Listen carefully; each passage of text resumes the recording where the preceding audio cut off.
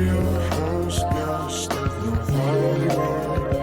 The real house guest of North Hollywood.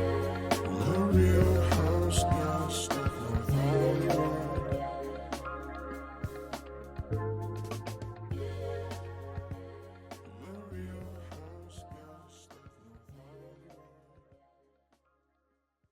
Hi, welcome back to the Real House Guest of North Hollywood. I'm your host, Carson Frey. I have a house guest here named Krystan. If you're newer to the pod, because I had like 5 listeners last time Krystan was on, this is my friend Krystan. Hi. She's a newer Bravo fan in the sense she's only been watching it like a year or so, right? Like 2 years, because I started Vanderpump. Yes. Yeah. So basically, Krystan and I are old college friends. When we reconnected, she was like, do you know about Scandival? And I was like, girl, yes. And then I forced her to watch everything else I watch. So that's a basis of our friendship. Yep. But today we're going to talk about Salt Lake City. We're going to talk about New York and also like go through some Bravo news. So we're going to start with Salt Lake City, season 5, episode 8. It's called The Desert and Deserted. Okay, so it opens with Meredith and Lisa at the spa. Very Salt Lake City to like be in the snow at the spa. That spa looked really nice, though. It did. It made me really... I was like, I want a massage so bad. And that looks so good. especially in the mountains. Like, that looked very, like... Ooh, that looked bougie. Right. Like, Salt Lake City, I was thinking about what's the richest housewives. I would normally say Beverly Hills. I kind of think it's Salt Lake City. Really? Like... Are they the richest, or do they just, like, live somewhere where everything's affordable? Because, That's true. Maybe... like, but, New York, those women have, like, brownstones that I know. are worth more than all of the houses Meredith's ever lived in. But I like the luxury, I guess, of Salt Lake City. Yeah, Like, maybe it's not the richest, but it's, like, the most luxurious. Luxurious. Yeah, you're right. Luxurious? That's a hard word.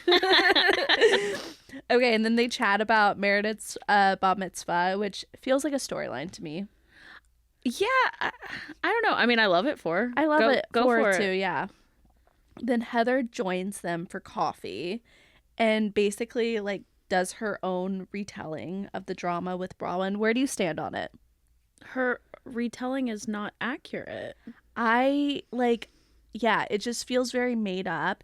I feel like Heather, in my opinion, is jealous. She like saw that Browynn was like a star and was like, oh my God, the fans are going to love her. Well, I love Heather and Whitney. So like Heather this season, I don't know, it feels like she thought that she was the star because of the receipts, timelines, all of that. She's obviously... She's so mad she's not in the center for the snowflakes. I don't know. Like, maybe something happened where producers... Well, she did lie on production about that black eye. Oh, that's right. Yeah, she wouldn't tell who did it. Well, and she said production... She did blame it on production, too. Yeah. Because someone went around saying, like, oh, like... They blame production. Yeah, I don't know. I think that she's bitter. Like, I think that she's upset, and her anger is causing her to see situations different, because I don't think that she's like inherently a bad person. No. I think that she's genuinely like... And we're doing her for book club this month, so nice. yeah. Okay. I think she's genuinely Heather like... got gay plug. We love you, Heather. Yeah, no, I really do love Heather. I just think that this season, like, who was it on Watch What Happens Live? No, maybe it was the girl who was with Whitney, who was like, Heather's not listening with her ears. Oh yeah. I that's what I feel like. I feel like she's totally wrapped up in the show. Yeah. Instead of living her life, which for the past few seasons, I feel like we've got to watch her live her life. Mm-hmm. And this year we're watching her be on a show. See, I felt like that last season with her a lot. Oh, okay. But I think maybe it's more exemplified now. And I end up loving her last season mostly because the receipts proved. So I kind of felt like that ever since Jen Shaw's arrest really amplified the show. Yeah. So, but at this, Lisa voices her frustration about Browynn, which feels like jealousy, straight up jealousy. And then Meredith brings up, which I hope they like get into this later, but how Angie's husband was talking about Meredith's kid. child. Yeah, Brooks. Don't like that. But, okay. You correct me if I'm wrong. How old is Brooks? Like 20, 21. But, like, what does Brooks have to do with this? You know, like... Well, okay, so what was the whole... I think what he said... Now, this is bad investigative journalism for me because I should have found the podcast. But said something about Meredith uses her kid, like, as a shield, like, for queer stuff and supporting... Because her son's queer. Oh, okay. That's why I'm just like... Yeah, that's weird. I didn't know... Because the way she said it, she was like, you use... Brooks as a pawn to avoid admitting any wrongdoing, but like what wrongdoing was he referring to? Yeah. So And that's where you miss me. But like when a kid, he's 20, so Yeah, he's a child. yeah, it's weird to like bring up someone else's kid. I hope it gets addressed later. I'm just like, yeah, because they're all on that vacation. I love Bronwyn's matching pajamas with the her dogs. So cute. This and then this scene where they're talking about Palm Springs is our first version of seeing how her husband talks to her like a child. Yeah, no, it's so strange. It's like your dad setting the rules for like taking your friends on vacation. Yeah, is she scared of him? Her demeanor changes a lot. Yeah. Then we see Angie and her husband talking, which I think that's because I love Browynn, but her and her husband don't feel like a true partnership. Yeah.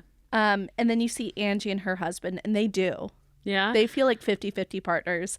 But I also feel like they're not in love. In my opinion, like they're friends. They're friends. Maybe.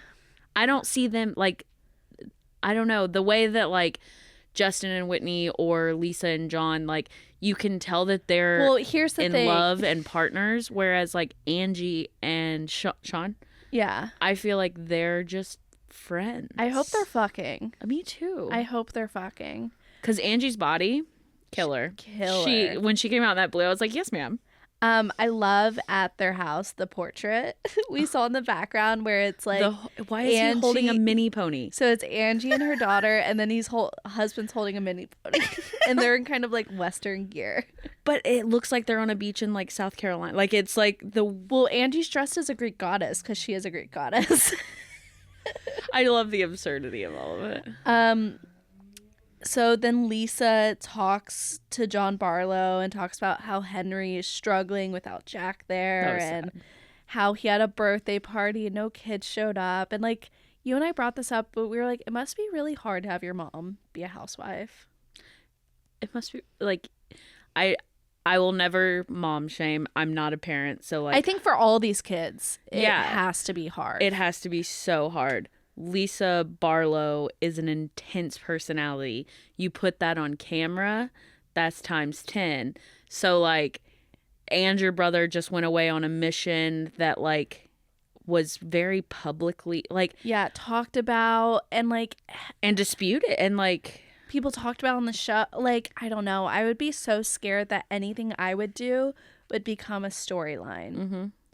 Like, I get the ex-husbands who won't let the kids appear on the show. I'm like, I get it. Yeah.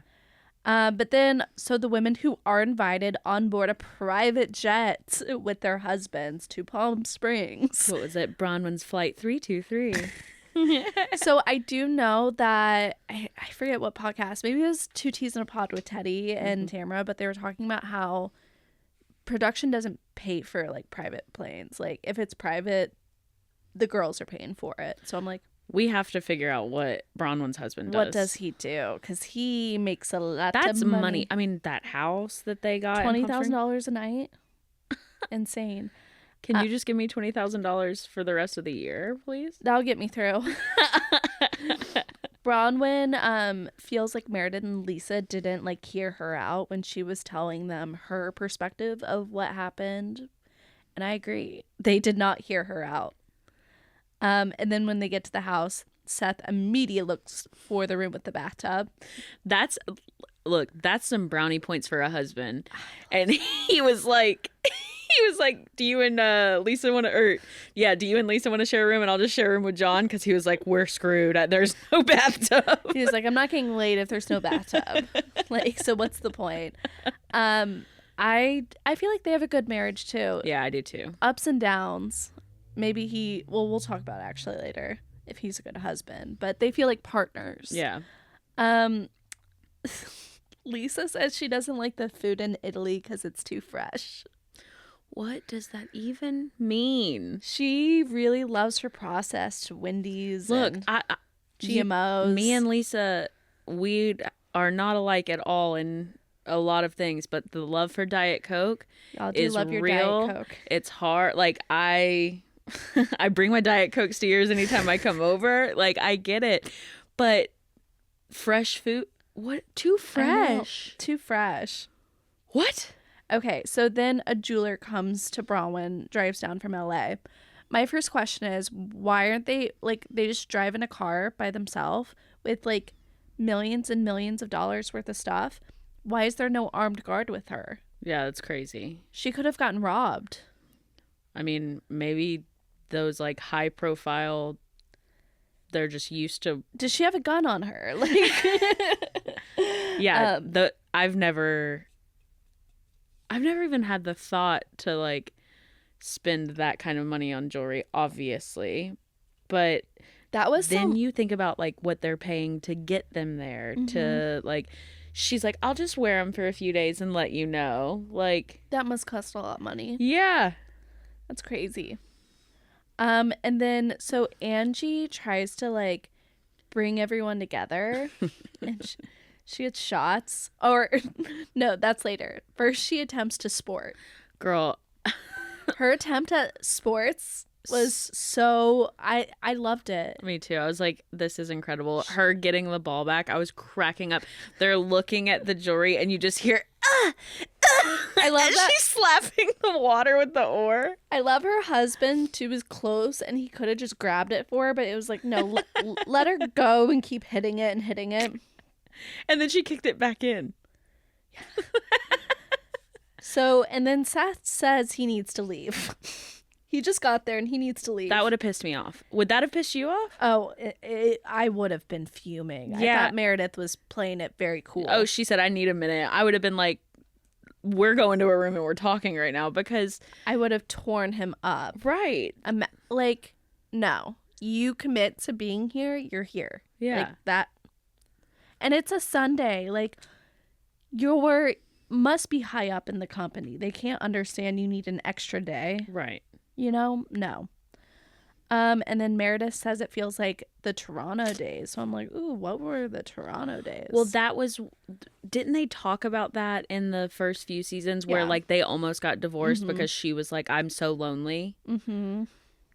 That's really sad. And now that all their kids are left, I'm sure it's even harder. Then Angie brings out the shots to everyone. And I think she wanted to bring everyone together, and it didn't really. It felt awkward. Yeah. Divided. But then Meredith brought up she's getting hearing aids. I love that. I love that she said it with no shame. Mm-hmm. Like, yes. She was like, I'm so excited. Because I know a lot of men that resisted hearing aids. Mm-hmm. And I love that she's just like a hot, 20-something being like, let me get hearing aids.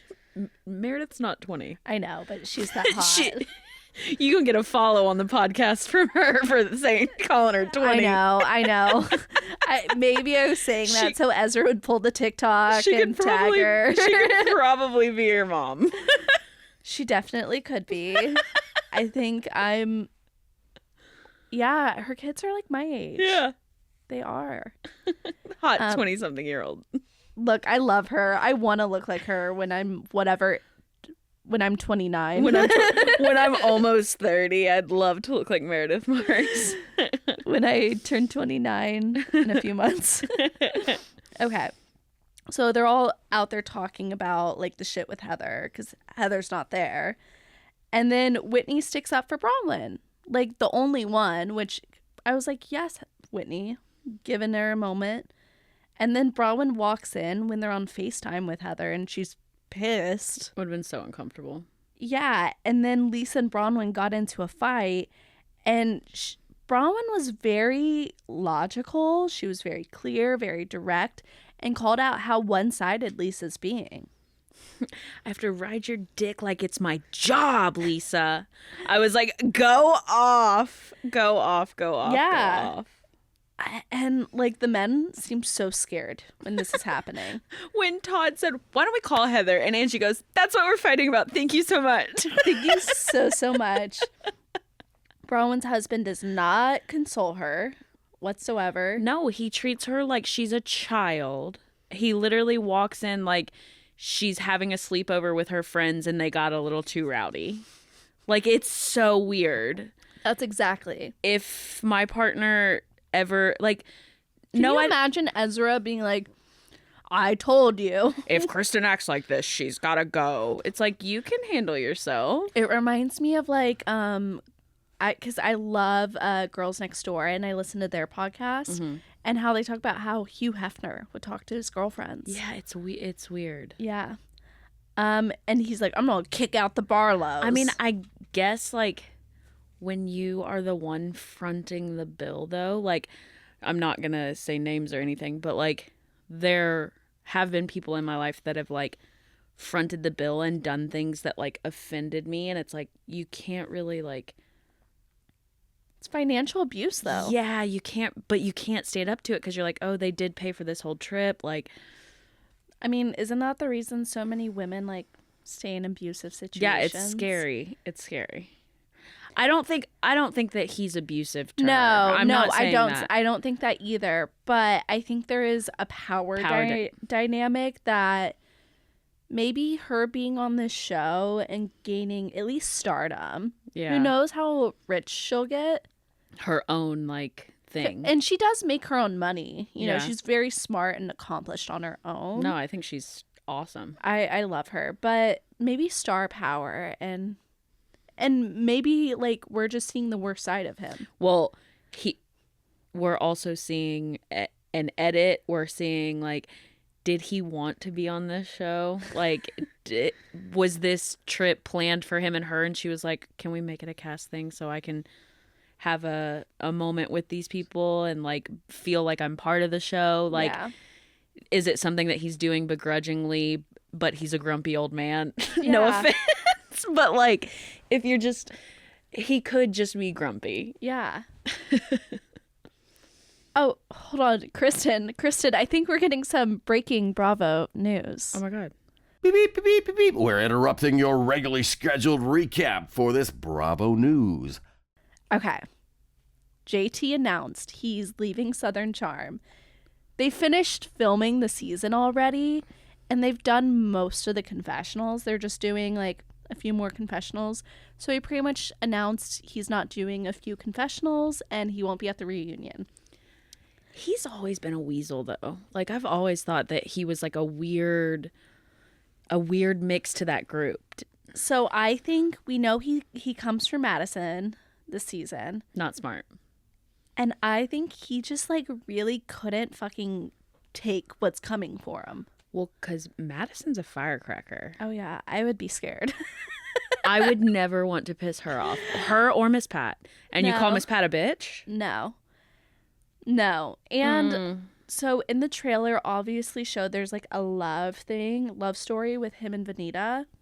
But then he posted his new girlfriend, put hashtag it's complicated. If I was the girlfriend, I'd be embarrassed. So embarrassed. If anyone ever's like, Kristen's my partner, it's complicated, I'd be like, no, I'm going to make it real simple for you. No, we're not. What are you talking about? What are you talking about? Although producer Ezra asked me to be official and I'm like, was very like, ah. And then one night it was Thanksgiving and all my friends were here and like people were like, who is he? Like, who is he? I was like, it's my boyfriend. And Ezra was like, so I'm your boyfriend? I was like, Fuck, I guess.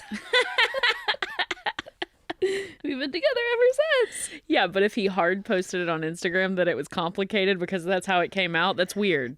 It's So weird. It's weird. Yeah. So, anyways, I think he's just scared. As he should be. If you, especially Vanita, who love Stan. Her. Amazing. Especially Vanita, if you just like used her as a storyline because you weren't getting anywhere on the show and you knew people didn't really feel you, like, ugh. Justice for Vanita. Yeah.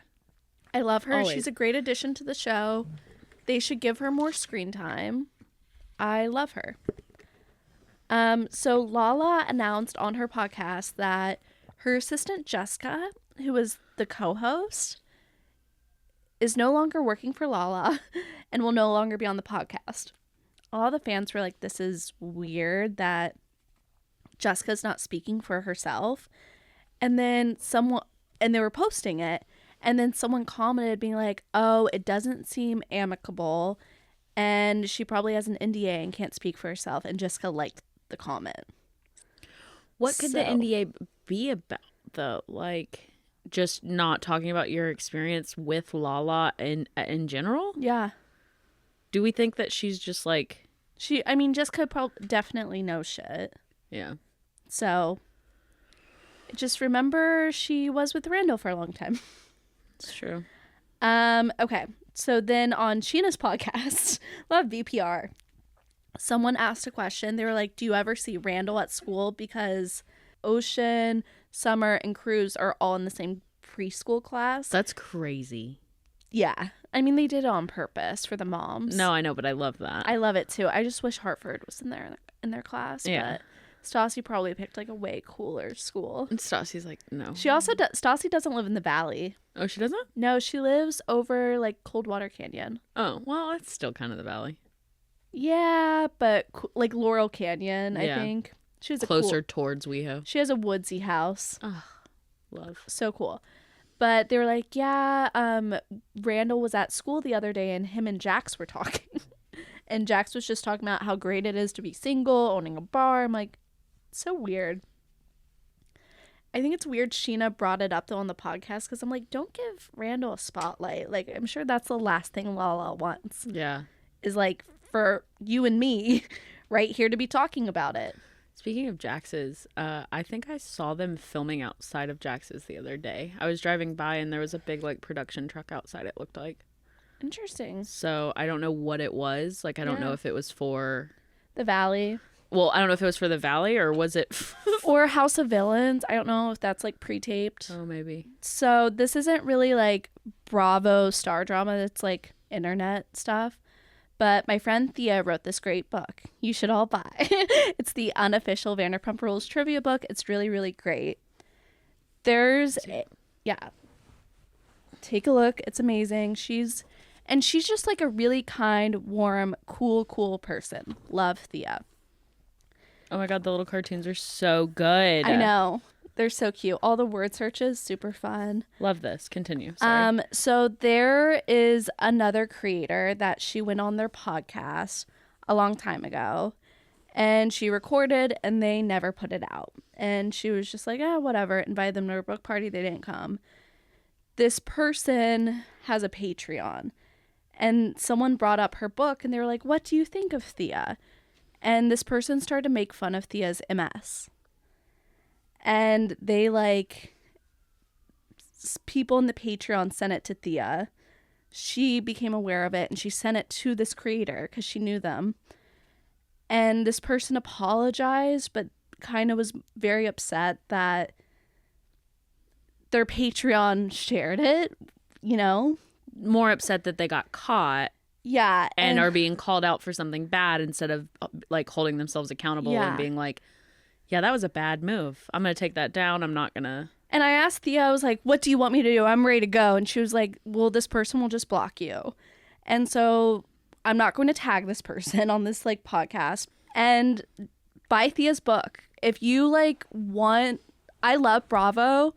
And I just hate like some of the community, it can be so bully-like. Well, we're not the housewives. We're watching the housewives. We're not here to fight with each other. We're here to enjoy a show. Yeah, but Thea's such a kind person, and like there's joy to these shows. And so, yeah, I'm just like, I'm calling out the bullying because I'm not for it, especially like making fun of a disability. I think after this week, there's just emotions are high. Well, and I want to be a place of love and kindness. And I know other people want that too. Well, and you showed me the clip, and what was said of like, I understand that you might have MS, but that doesn't mean you can't have a little bit of light. You can't pop some makeup on. Who are you to say what someone can and can't do, especially if you don't have the disease? Like, what are you talking? You're not living that person's experience. Like, if you weren't happy with how she did the podcast, maybe look at her as a human and go, hey, you're not feeling too good today. Or like, is there anything I can do? Would you like to reschedule this when you do feel better? I would love to have you back on. Like, build each other up. Don't tear someone down, especially on something that they can't fucking control. Yeah. How can we love each other more? How can we support each other more? And yeah, just really like when she posted, you know, and I think she didn't want to talk about it, Thea, but when she posted about it and I talked with her, it just like, I cried. And I'm like not on my period, so I know it's real tears, and it makes me They're real tears even if you're on your period. Thank you. You're Thank welcome. Validation. But yeah, so buy Thea's book. Absolutely. And support other women. Literally, the whole point is to not like, we don't want women to walk through doors or break through glass ceilings just to cover them behind themselves so other women can't do that. Like, you're not here to tear someone else down. It literally does not add any net positive to your life to do so. Yeah. And there's enough room for all of us. Yeah. Remember, we had a teacher at AMDA that would say that to us, and that has really stuck with me. And there is enough room for all of us. Yeah. So if you don't think that, that's like your own thing. But let's talk about New York. Oh, Lord. Okay, so we have RHONY season 15, episode 6. It's called A Shot of Mezcal. So it starts off with Uba and Sai getting their nails done. Very cute, very demure. It made me be like, I want to get my nails done. Jenna has a cat. Feels very gay. I love that for her. Oh my God, her cat's so cute too. It looks so derpy. Jenna, don't let your cat drink coffee. Stop letting animals drink coffee, Jenna. Okay. We have something serious that we have to talk about. Again, maybe it's the election, but Erin saying the Mezcal thing. She brought Mezcal. Now, I wanted to rant about it, but I just feel like there's too many white people talking about who has brought Mezcal to the United States. So we're going to have our favorite reoccurring house guest, Ellie, give it to you guys straight about the ridiculousness of the statement.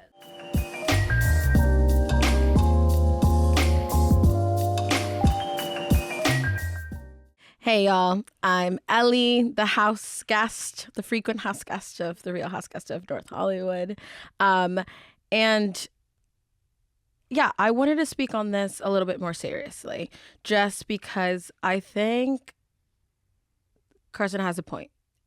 With everything going on, the results of the election, and how much it has impacted our lives, not for the best. Seeing Bravo brings me a lot of joy, right? There's cat fights and bitchiness that we all fucking love. However, when there is a white woman that identifies mainly as Israeli, living in America, in a privileged position in New York, in a time where so many Latinos and Mexicans are feeling not only disregarded, but truly like they have no purpose in this country. Hearing her say, I found in Mezcal and someone needs to bring it to America. You know, there's two things that I thought. Whether first one was, oh, she actually believes that. And that just feels a little bit ignorant of just Mexican culture and its impact in the United States. And mezcal, people have been drinking mezcal for a lot of years here. And if it's not that, and it was a completely other reason, then hey, tell me why you like it. Tell me why you really thought that you should bring it over. So I don't know the real reason behind Erin's, creation of the mezcal company. Also, it feels weird trying to say mezcal and saying it mezcal. So I'm just going to keep on saying mezcal. So I just don't know her intention behind the creation of the company. But she, you know what? She doesn't have to answer to me. She doesn't have to answer to anybody. But then to go and do a TikTok trend about, the saying something stupid like, and then it's her having that note of the clip of her in Real Housewife in RHONY about her saying someone has to bring this to America. That just felt like, oh, you just think it's a joke. My immediate reaction was, oh, you think my culture is a joke. And this is a huge platform, both on Bravo and TikTok. And you are touching people who, let's be honest, probably have never interacted with someone that doesn't look like them, that looks like me, or have any sort of relationship with them. And so, especially where this country is right now, the least you can do, okay, you want to start, there are so many white people who have started tequila businesses, mezcal, you name it. That's not going to stop. Who am I to stop them? But the least you can do is acknowledge where this came from and the people that work so freaking hard to create it. And if she acknowledged that it was a joke, right? That she did say something stupid that I can't believe I said that, then say it. Don't do a TikTok trend. Actually say, hey, my bad. You know what? I tried this and I loved it, and I want to put attention to this drink that so many Mexicans drink. And out of everything, I think the feeling that I got was just, hey, we're disposable, right? Why do we need them if I could just bring it?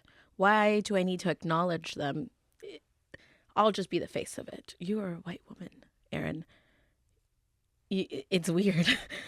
That's the plain and simple. Like, talk about the people behind, the face of your business.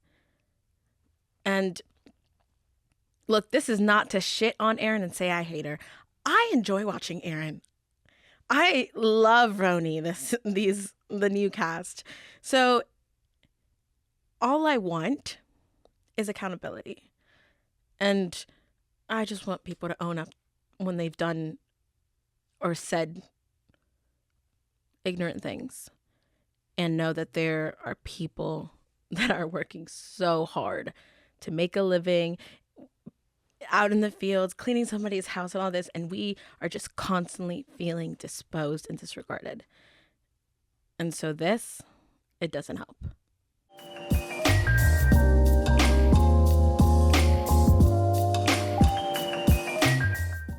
Thank you, Ellie. Thank you, Ellie. No, thank you, Ellie. Yeah, because it's not our place to...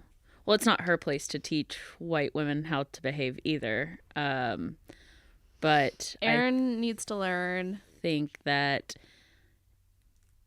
white women's voices are sometimes a little too loud. Yeah, especially on Bravo. Yeah, well, it's yeah. Yeah. Then we see Jessel with her mom talking about the possibility of a girl. Jessel feels like Pavit won't listen. Jessel is correct. Pavit won't listen. I do not like Pavit. Like, No. he makes me so uncomfortable. I think that he is a really bad husband. Yeah, 100%. Do you agree, Sugar? Sugar's like, do not like Pavit. I don't know. Like, Jessel gets under my skin sometimes, but at the end of the day, she's just a little girl that like wants love. She just wants that little girl. But she herself is a little girl. Oh, yeah, yeah. She just wants love and like affection and attention, and she tries too hard for it sometimes. I don't think that she's fully herself because she's so worried about what everyone else is thinking about her. So I think the interesting thing about Jessel is, yes, I do see that, but I think she's still so herself in ways that she's unaware of. Oh, Tribeca's up and coming. Yeah. And I think that's so true to her, though, and I think that's why the fans love her. Yeah, no. It's not anything she pretends to be, it's just her being her. But I think that a lot of that comes from her wanting approval. Like, that's what she thinks is going to get approval because she's watching the other white women. A lot of it's cultural too. Yeah. I mean, think about how her mom was like, "Be quiet, Jessel. Yeah, like don't stop be talking loud." so loud. Yeah. And then how she was like, "Oh, my family wouldn't go to a therapist because the money of it." No, it is probably. And then when cultural. Pavit was like, "How much does that cost?" I was like, "Damn, like you were right. Like yeah, it is all about money." So he won't listen. And then we see Sai, Raquel, and Uba get sushi. Sai gives Uba a book on pigeons. That was funny. That was funny. And then Raquel kind of tells the story of her divorce more, and her ex is an artist, and basically their business was like their shared art, and that's why they're She's giving story. She is giving story. She's giving story. She As a reminds me first-time of housewife. Cynthia Bailey. Yeah, no, I love it. I think that we learned a lot about her in these last few episodes, and I love her. She's so vulnerable. And so fabulous. So fabulous. Like that's why she reminds me of Cynthia Bailey. Yeah. Like it's something about like she's not going to start the fight, but she is going to give you story. Like literally like soap opera level drama. Like I love it. And when she was talking about like the pain with her mom, it like really it's really sad. Yeah. And then Brynn talks about her app. I didn't really care. Like, cool, another dating app. I don't know. I haven't been on an app in a long time, but I feel like another one isn't the answer. No, it's definitely not. But also, she even said it herself. She was like, more money for me. And it's like her whole, like, when you do something specifically to get money in your pocket and not because you're passionate about it, like, it comes off as disingenuous. Yeah. But then she starts talking about her disagreements with the other women with her brother on the phone. That's when I was like, oh, it's just the hurt little girl. Yeah. It's the hurt little girl. Because she was like, why does this always happen to me? Like, she goes, it's just like our aunt and our uncles. And I was like, it's just, she has so much trauma. Well, and I think she denies a lot of it because she was like, I've never had anyone, like, fucking hate me. And it's like, but then you're saying it's just like it's this. Just like this. Yeah, like you're not being honest with yourself about why you're feeling a certain way. And I think so if you feel hated as a child, like what kind of person hates a child, in my opinion, you know, besides like other children. But I feel like maybe that's even taught. Like that's not, other children aren't just, like, nobody is born hating anyone. Yeah. The nurture versus nature thing, it is always going to be nurture in my head because I grew up in a very small town. Yeah. where I, you know, was the perfect candidate to be pregnant at 16. And aren't you the first, like, one in your family to not be a teenage mom? Yep. Sorry if that's too much to reveal on my podcast. Nope. First one to not have a baby by 19. My brother got me a birthday card, my 19th birthday, and it said, don't fuck up this year. It was the best, but also, yeah. Was that the year I met you? No, you were 21. I think I was turning 20. I was 20 when you met me, but I think I was turning 21. So the year I met you, you officially beat I it. broke the family curse. Oh my God, that's amazing. That's really cool. That's like generational shit, you know, as we're talking about on this episode. Right. Yeah, so it's just the hurt little girl and Brynn, and then we see Pavit and Jessel get dinner. They ordered an insane amount of food. Oh, see, that was the only part of their relationship that I was like, I agree with that. Me and my ex would order a ridiculous amount of stuff because we wanted to try everything. Yeah. That's just how it was with us. And No, when money's not an issue, it's like, let's go. Like, yeah. I mean, even on our fucking food tour this weekend, I was like, one of everything. Yeah, it'll come back. It'll all come back. She tries to talk baby number 3. He just doesn't hear her, kind of laughs at her. It's like he's making fun of her. Yeah. And I get it. Their kids are, having 2 twins, like, does Right. sound scary as like as an adult.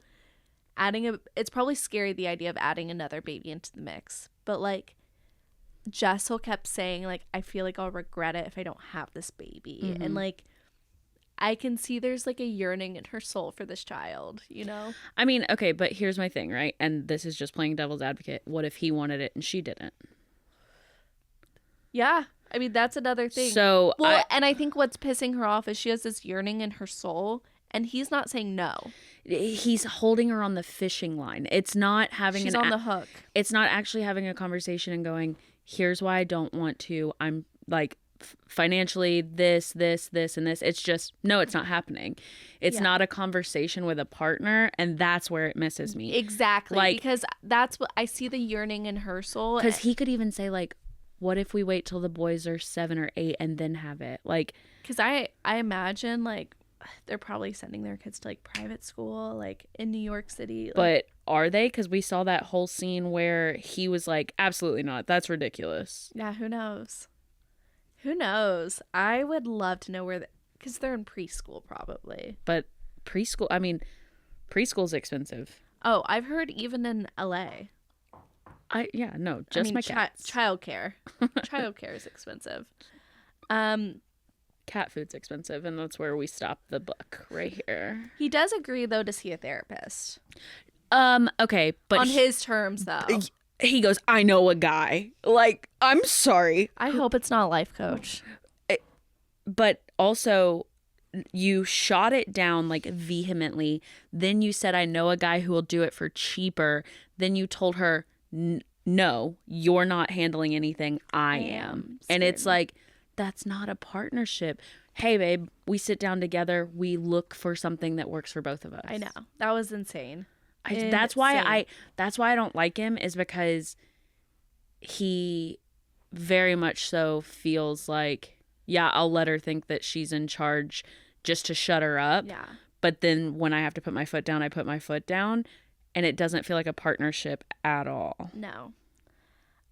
Raquel and Mel then go to the gallery. They're very cool. Oh, they're so cool. So when RHONY got rebooted, I really wanted Julia Fox to be on it because I was like, we need art ho representation. Raquel is giving it. And she's giving it classy. Yes, I know you're stand for Julia Fox, but she's at least like a little bit like a classy art ho. Yeah, but still an art ho. You know, we're in the galleries. I love how then Mel was like, Abe the Babe could be a lesbian event planner. I just found that so funny. So Raquel's mom quit visiting her when she got divorced, which so sad. Why would you just abandon your grandchildren? But do you think it's because she came out as gay? Do you think it's like, because that's another cultural thing? It's maybe her queerness. It's also maybe just being divorced. You think so? I think both of those could play. I mean, I don't know. I'm not their family. Right. So then, but is divorce really like a shame? Like, is it a shameful thing in this day and age? I feel like it's so commonplace. It depends on where you're from. I guess. Like, I think where you and I are from, like, you know, who's not divorced. Right. You know? At least once. Yeah. It's so chic to be divorced. Yeah. We have a mutual not friend divorced. who has always told us that they plan to have at least 2 marriages. Yeah. And like they if they don't have at least 2 marriages, when they get for real married, they said they have to marry someone else really quick in Vegas and then divorce them. Okay, so then they're at their Mezcal party. Brynn arrives and is very awkward. She's just being very awkward. I don't know. Sai's happy. There's food there. Brynn is she's being standoffish, being very flirty with Aaron's dad. Which is so Weird. I get that it's her whole shtick and it's her, like, Her thing. but also, like, if your dad came to town, Carson, and I was like, I'm your new stepmom, like, that's... I would not like that. No! Yeah, I no. wouldn't like it. No. Call me mommy, Carson. Jessel then thought Aaron smelled bad, but then decided it was the onions on the table. That was wild. That's wild. I It love smells that bad. Is that you? I love that she said that out loud, though. I was like, good housewife. That is a good housewife. Okay, then Uba gets mad at Brynn for talking shit. Then Uba just takes the water from the table, like the group water, and drinks it. I was like, that was very... Oh, I don't have mine. That was very toddler-like. And then, so we're at like the end of the episode, and then I'm like, Rebecca's there. I didn't realize Rebecca was there the whole time. I'm like, where did you come from? Didn't say anything the whole episode. Didn't they cut to her just saying something like weird to a producer? Yeah. It was so weird. Then Sai and Brynn decided they were good again. Yeah, it felt fake. I love that Pavit did order delivery to the party, though. Brynn needs to stop, though, with the Nordstrom Rack comments. It's giving, like, and... Written out line. Well, not just that, but, like, also more money obsessed. Like, obsessed. And you're going to get so mad at people for saying that you're a sugar baby and that you're, like, you know, obsessed with... But you're just trying to tear down this woman's business. Mm-hmm. Like, tear her down for being a Scientologist. But also, Nordstrom Rack is kind of expensive. Yeah, I can't even afford that. Like, Like, girl, I go to Goodwill. The disconnect from, like, what real life is. Especially as someone who, she's not as rich as Jenna Lyons. Yeah. You know, her new apartment in Gramercy Park, that's a stretch for her to afford it. Right. I know it is. Because she's not that old. She's like, what, 35, 36, 37 maybe? That's still probably a lot for her to afford that. She doesn't come from money. So she knows what it is to, like, stretch a dollar. Like, girl, like... It's weird. You probably shop at Nordstrom Rack, too. Like, yeah, like, and have a better insult. Like, call it something cheaper than Nordstrom Rack. Yeah. Because it just, like I said, it shows the just absolute ignorance of, like, what is actually cheap. Yeah. Yeah. Well, Brynn... I hope you get... I know a lot of people hate RHONY this season. Like, the fans hate it. I don't. I think it's different than other housewife shows, but I think a lot of people... You have to let it be what it's going to be and find a voice. I don't know. I don't hate it. Well, I've told you, I have a giant crush on Brynn, but I'm also terrified of her. Like, I think she's one of the most beautiful people I've ever seen in my life. Yeah. But it's the level of unhealed that I see in that person. But I'm like, oh, is that... I feel like I could fix her. I could fix her. I could fix her. I could fix her. I could tell her why that's problematic and just, like, be like, you're so pretty. I love Brynn. Love and hate. Love and hate. Well, this was a fun episode, Krystan. Thanks for having me. Yes. So please be sure to follow us on all the places. And buy our merch. Buy it now because we'll also have more merch coming soon. And read Bad Morbin by Heather Gay. Let's do it. We're doing book club with Grammy at the end of the month. And buy Thea's book. She has a housewife one too. It's so cute. I can't even stand it. Oh, Stassi. Love her. Love it. Bye. Bye.